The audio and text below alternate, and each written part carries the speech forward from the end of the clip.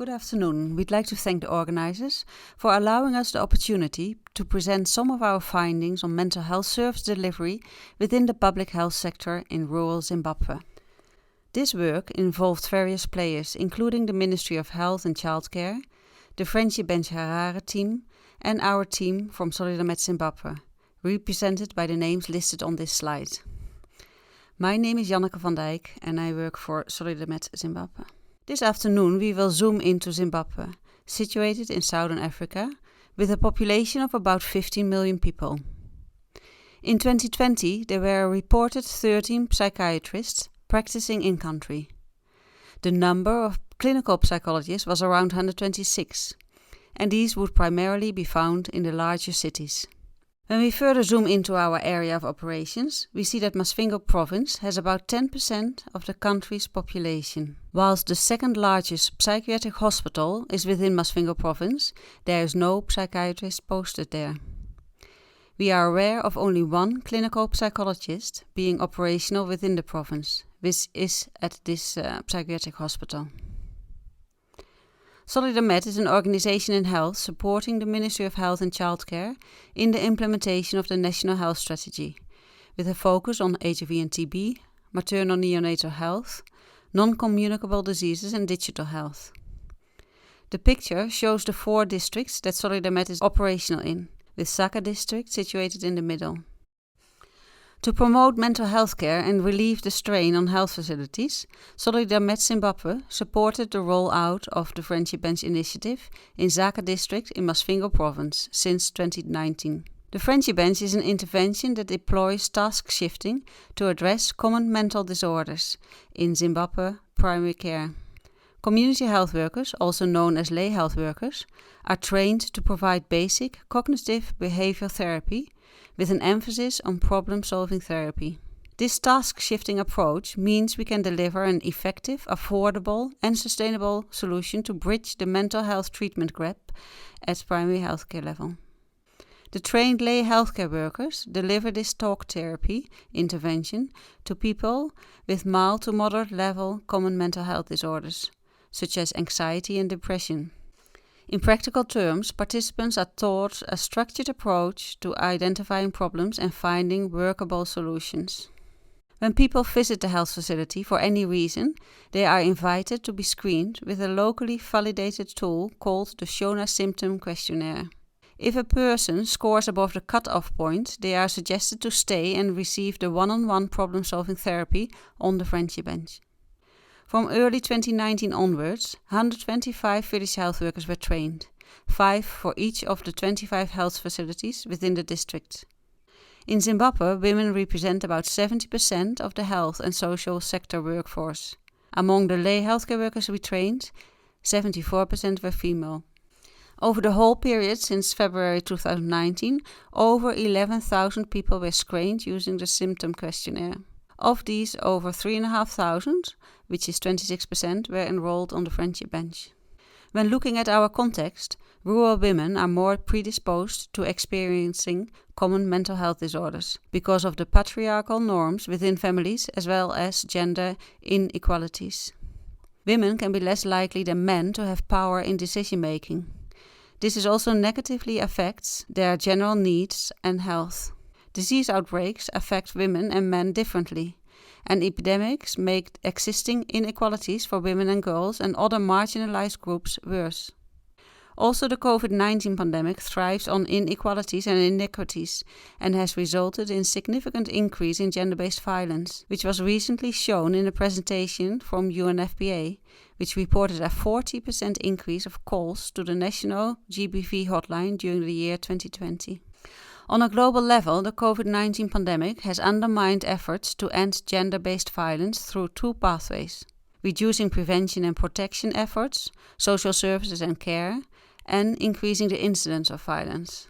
For us to have a comprehension of the link between any form of abuse and the COVID-19 pandemic is important, in linking especially women in rural areas with the needed primary mental health services and building necessary support systems.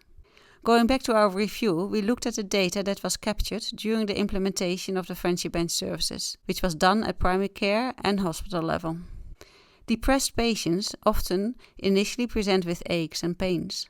Nurses worked on the front line, were in general unsure how to make a diagnosis and focused on the physical presentation. Physical symptoms, though, especially those related to the heart and the head, can be cultural metaphors for fear or grief. For example, two prominent complaints, kufungisisa, or thinking too much, and moyo unurwatsa, a painful heavy heart, implied the carrying of an insoluble problem, and together seem to encapsulate the experience of depression.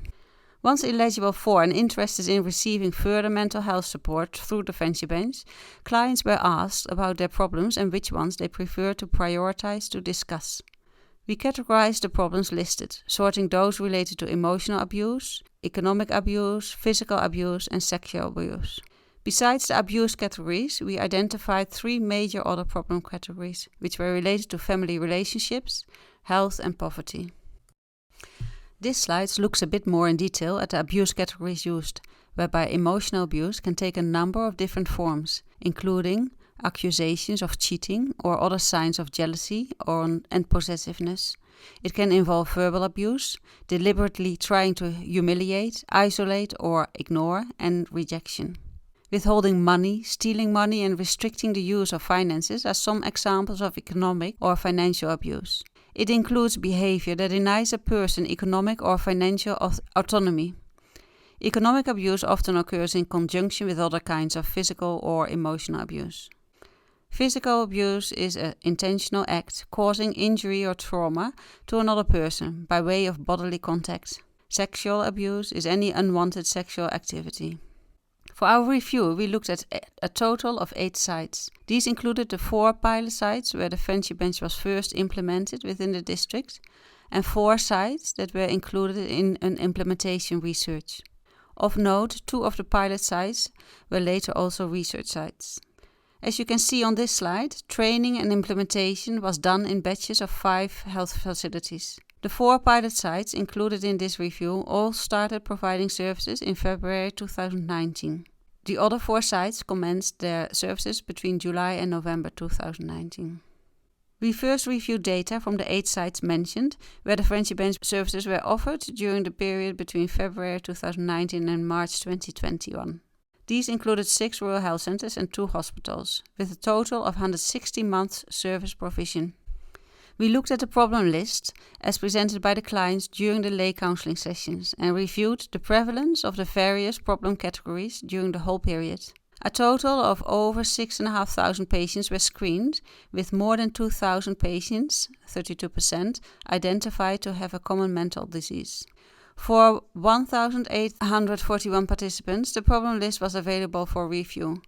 Of those, 34% of the clients raised a problem in one of the 4 categories of abuse, ranging between 25 to 51% among the 8 different health facilities.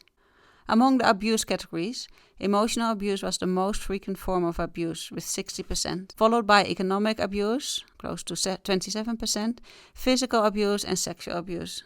Close to 80% of the clients enrolled on the Friendship Bench were female, with a slight higher proportion of females reporting abuse, ranging between 81.5% for abuse category 1 to 87.5% for abuse category 4. The following slides include different problems as they were shared by patients and listed by the lay healthcare workers. Within the emotional abuse category, there were problems related to rejection, harassment, infidelity, and accusations. In the abuse category 2, financial abuse, the following problems were listed. Husband does not give her money, but he wants to use her money if she does odd jobs. I want to kill myself because the man who impregnated me left for good, doesn't support a child at all. Husband does not care that I am ill and I do not have any financial support. Husband does now have another wife and is no longer looking after his child.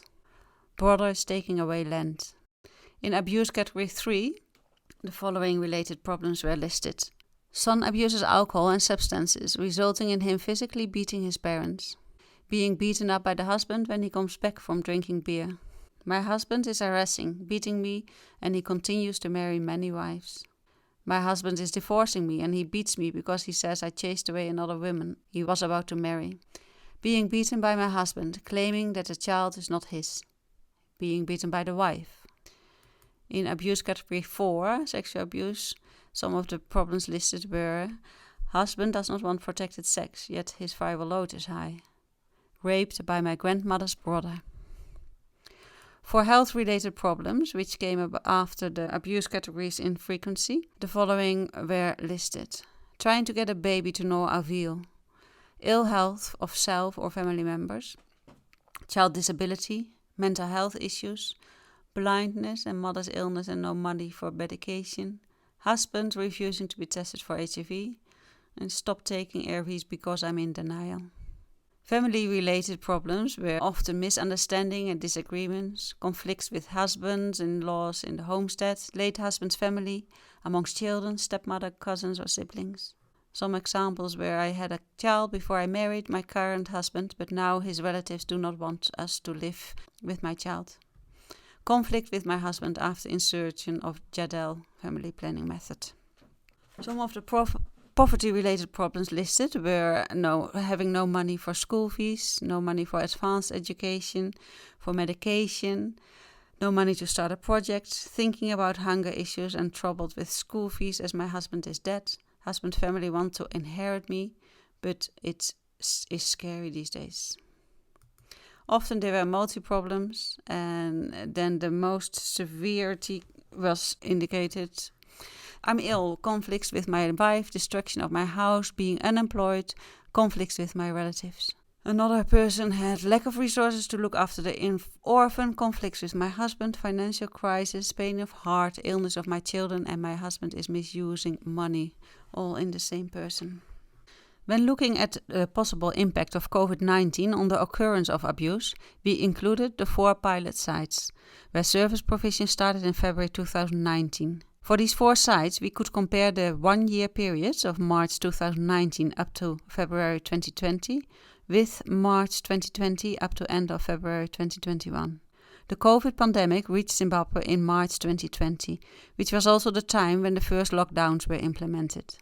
The 4 sites included 1 hospital and 3 rural health centers. This slide shows that there was a significant reduction in the number of people accessing care in 2020, while the overall proportion of females enrolled on the friendship bench stayed the same. If we look at and compare the problem listing between 2019 and 2020, we see that there was an overall increase in problems raised that fell within the abuse category. In 2019, about 30% of the problems presented could be categorized as abuse, whereas in 2020, this increased to 35.6%. Within the abuse categories, there was an increase in the proportion of physical abuse reported, whereby it seemed psychological abuse escalated to a next level. Of note, people who experience physical abuse often also experience psychological and economic abuse, and therefore the abuse category 3 does not exclude the existence of lower abuse categories in the same person, and does not necessarily mean a reduction in psychological abuse. We looked at the prevalence incidence of the different categories over the years, and gender of those presenting the problems listed. The red line in the bar graph shows the overall proportion of females enrolled, which was at 76%. The vertical bars show the proportion of females represented in the different problem categories by year. This has to be seen in relation to the actual numbers seen in the table, which greatly vary per category. In conclusion, our review showed us that problems related to any form of abuse was the most commonly mentioned among the problems listed. And during COVID, this proportion increased from an overall 30% to 36%. During COVID, there was a significant reduction in access to mental health care, and women more frequently visited the health facility to access care for themselves or their children, and therefore they were the majority of clients seen on the friendship bench. Therefore, the current format of service delivery allowed women to access mental health services. Men, though, may exhibit less health-seeking behavior, which can lead to a late detection and access to healthcare in general, including mental health. A different approach, possibly with a stronger community component, has to be considered to improve the utilization of available mental health services by men. Overall, combating abuse against women is of great importance and would need to include public education on gender relationships, increasing women's education and economic opportunities, and advocacy towards elimination of customary laws that sustain gender inequality. We thank you very much for your attention and we look forward to a further exchange of ideas and experiences.